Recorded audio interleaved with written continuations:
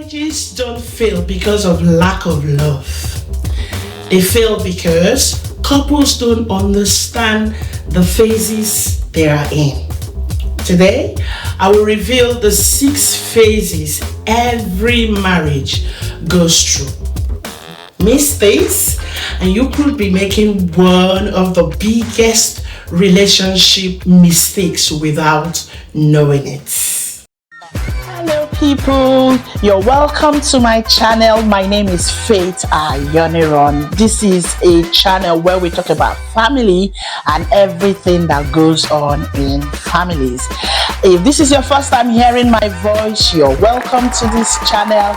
Do well to press the subscribe button, and to my returning subscribers, I love you. Do well as well to like this page, share, and also follow as usual. Thank you. Many people go into marriage thinking that if they truly love each other, everything will fall into place.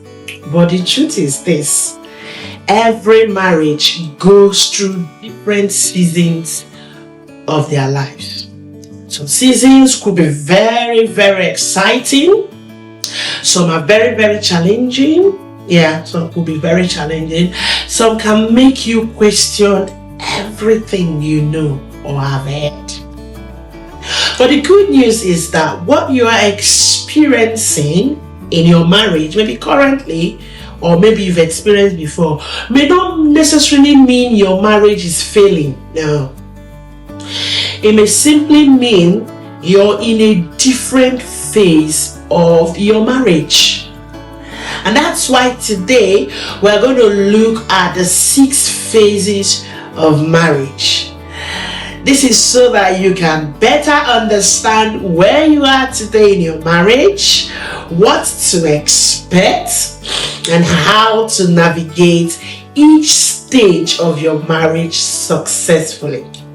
And the first phase I'm going to be bringing your way is the dream phase, or the honeymoon stage.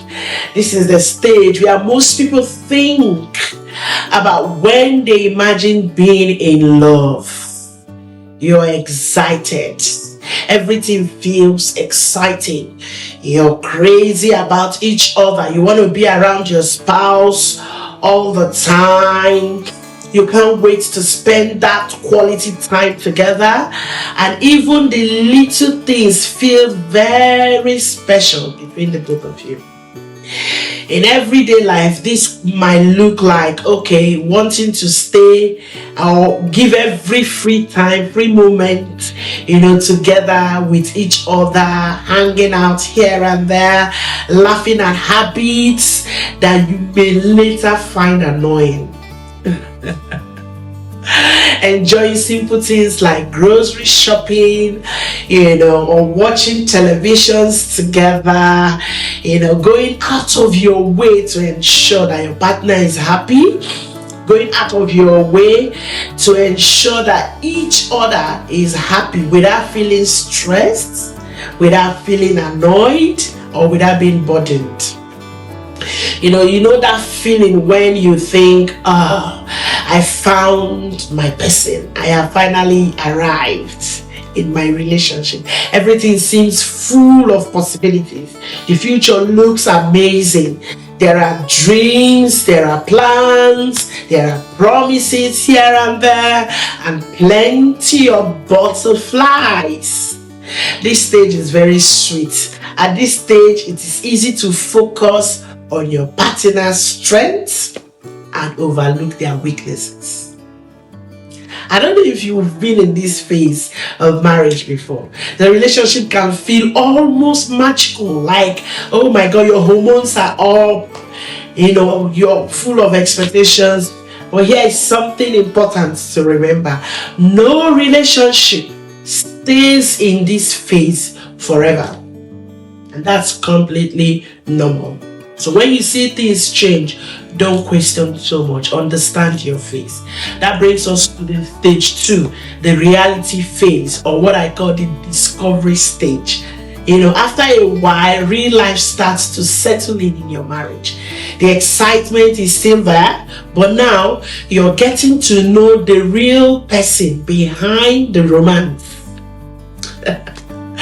Bills needs to be paid, responsibilities increases, and everyday life becomes part of the relationship.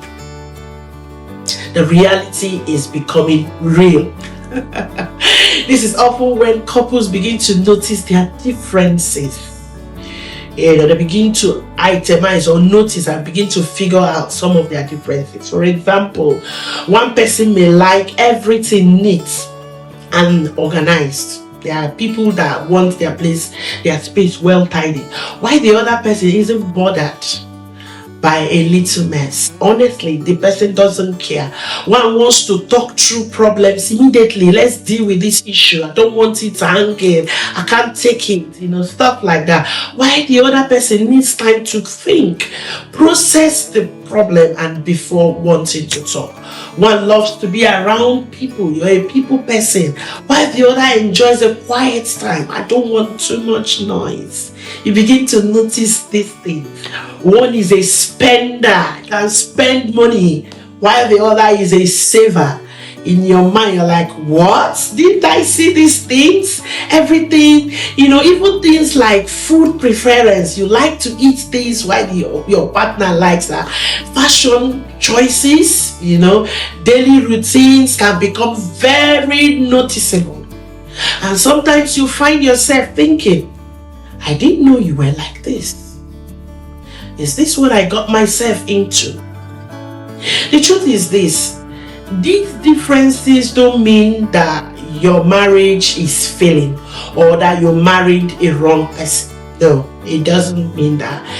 They just simply mean that two different people are learning how to build one life together.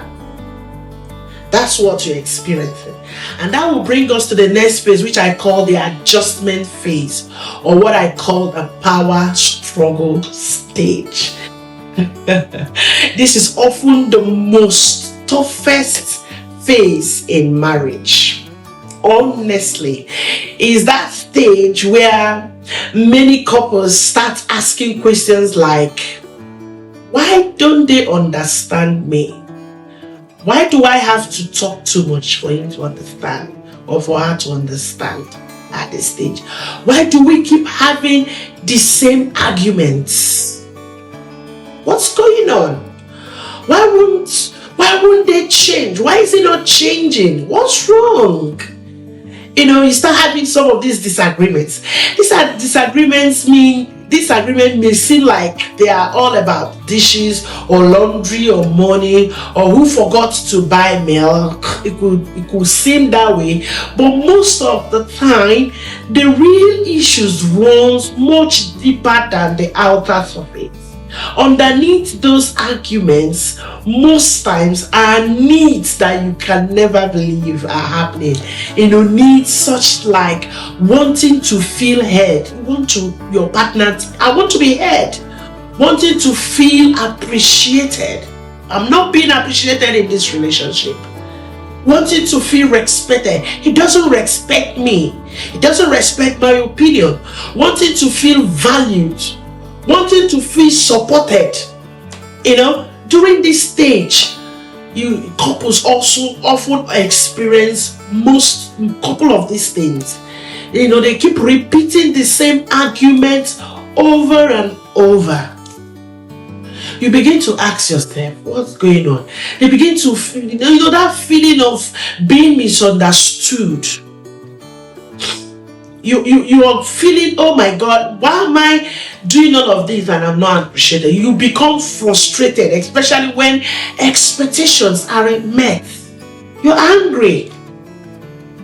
You're struggling to balance personal space and togetherness. Before, you used to enjoy your space alone. All of a sudden, someone is around you 2-4 and you're wondering what's going on. For example, again, one partner may feel lonely because the other spends most of their time working.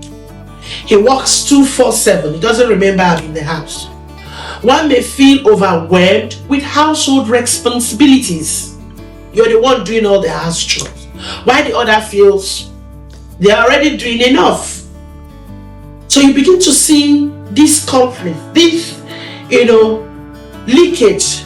One may need more affection and words of affirmation, while the other shows love through actions. This has to be an adjustment stage. We begin to understand this is who this person is. It's also that stage where you may hear things like, I'm tired of talking about this. It's enough. I can see you will never change. I don't know if you're identifying with things like that. Maybe we need some space. Things like, I am done. I need a divorce. Sometimes couples start involving third parties. They start involving friends to come and talk over things with them. Start involving parents, counseling, pastors, and other third parties, because actually they don't know how to resolve the issues on their own. The reality is that this phase actually requires intentional efforts, healthy communication, accountability, empathy, forgiveness, and conflict resolution becomes very, very essential in this phase. One of the biggest misconceptions about marriages is that healthy couples don't struggle. That's a big lie. A very big one at that. The truth is that almost every strong marriage goes through seasons of conflicts. They go through that. They go through seasons of disappointments. They go through seasons of distancing and change. The difference is not whether challenges come, it's how couples respond when they do. And just to chip it in, while we're talking about these phases, it's important to know that marriage was instituted by God. It was ordained and created by God. It was established by God. And God also has we draw the reference from Genesis chapter 2, and God has established basic principles and foundation and model for marriages to thrive. We see that in Genesis, where he said the both of them will become husband and wife, and they will be one flesh. And also remember, the foundation to which you build your marriage goes a long way to help you, in the course of the different phases, because the storms of life will always hit marriages. So it's important to know what values that you have set in your marriage. It's important to know who understands what should be done in the course of each marriage. In this video, I'm going to share one more phase, and when I'm done, we're going to look at the remaining 3 phases in the next discussion, so that we can take time and digest these phases that we have talked about. Okay? Thank you.